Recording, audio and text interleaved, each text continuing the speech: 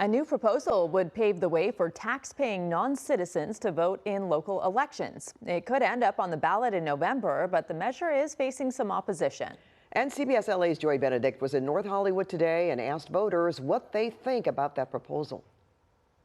For me, this is a simple issue of fairness. LA City Council member Hugo Soto Martinez speaking out Thursday about his new proposal to allow non-citizen voting in local elections. I believe they deserve a voice in the city they helped build. This coming one day after he proposed the change in the city's charter, sparking support and criticism. I'm not sure.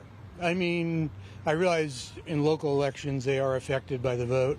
I do think that voting is an aspect of citizenship. Voters in North Hollywood with differing opinions on what could be something to vote on come November. Honestly, I feel like it should definitely happen. I mean, I don't really see a problem with that. If people had been living in a place and contributing to whatever was going on there for a number of years, absolutely, why wouldn't they want to say in that situation? And that is the premise behind the new proposal, allowing voting in local elections like city council or the school board. Non-citizen suffrage or voting actually used to exist in this country prior to 1926. Angelica Salas is the executive director of CHRLA. She says non-citizen voting already takes place in San Francisco and other states like Vermont and Maryland. Close to 40% of the city of Los Angeles is composed by immigrants.